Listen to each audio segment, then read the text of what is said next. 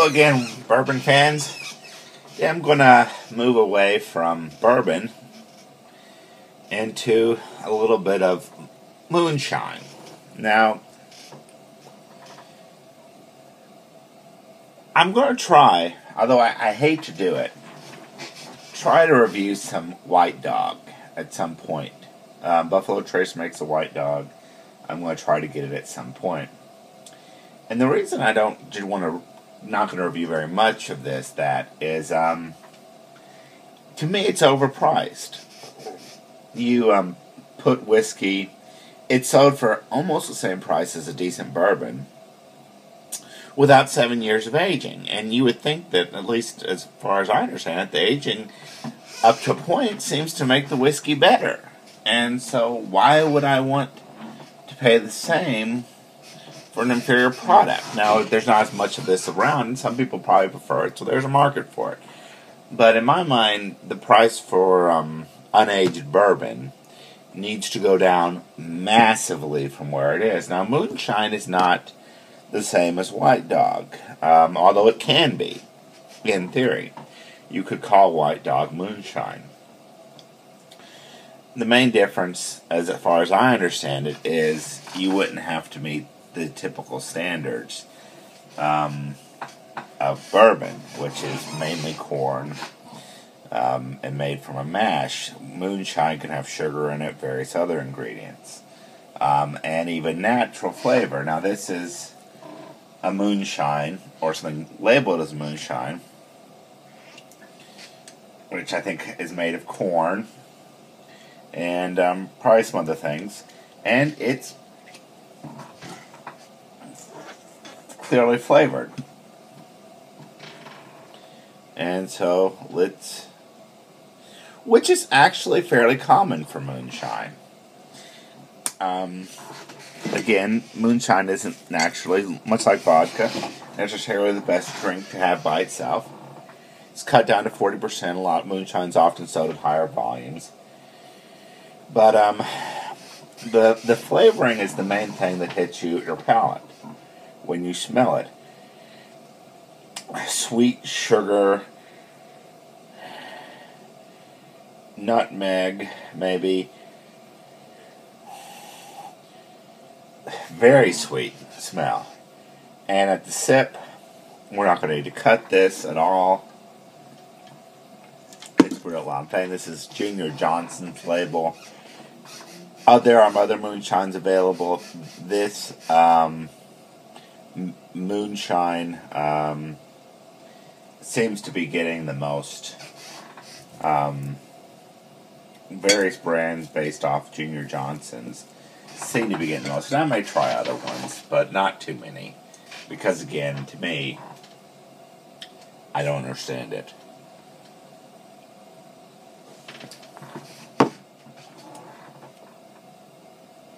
Deep sugar, almost eggnoggy, mainly nutmeg, a powerful sweetness.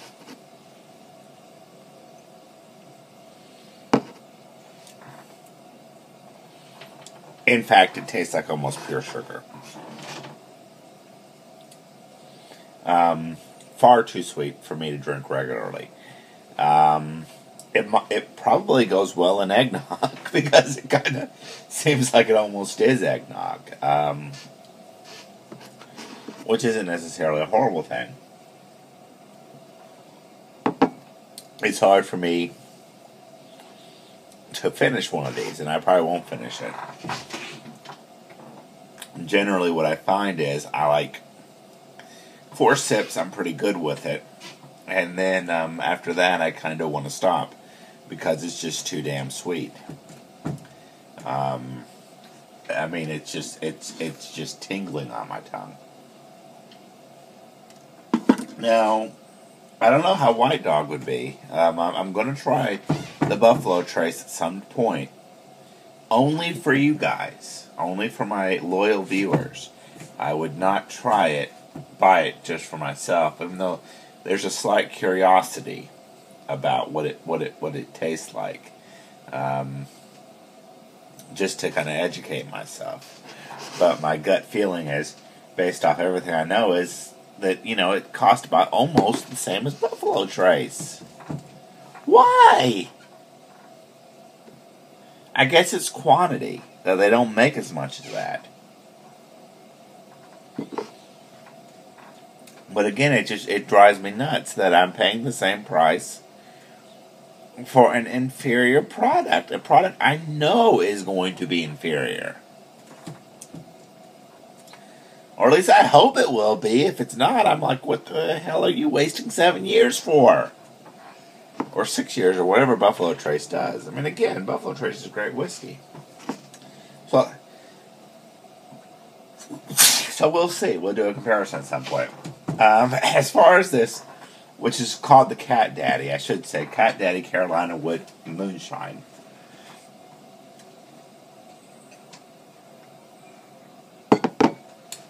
If you like sweetened vodkas, flavored vodkas, and you like eggnog, this may work for you. I like this less than eggnog with whiskey in it, though. I'll give you the straight dope there. If you buy a batch of eggnog, or make a batch of eggnog, even better, and put some makers in it, I think it's a lot better. This is just, to me, too sweet.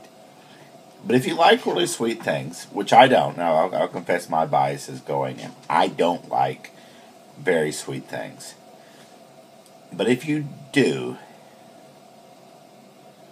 this is not a bad. This is pleasant.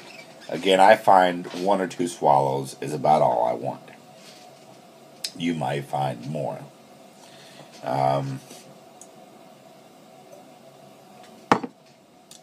Ooh, that's sweet. I mean, it's interesting always to have a rush of sweet with alcohol burn after. Although burn's not heavy. I mean, this is 40%. Yeah, and so it's not a heavy alcohol, but it's there, and so you might enjoy it. Again, I think most of the things that are being marketed as moonshine are kind of fun. I've had real moonshine recently. It was, I think, 170 proof, and I cut it, naturally. And to me, it tasted like crap.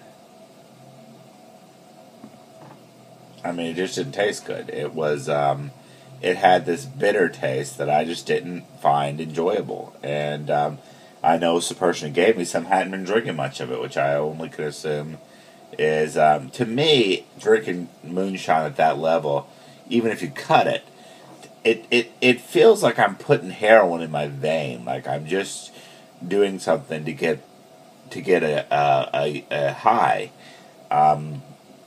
And I have no problem with the sensation of being marginally drunk.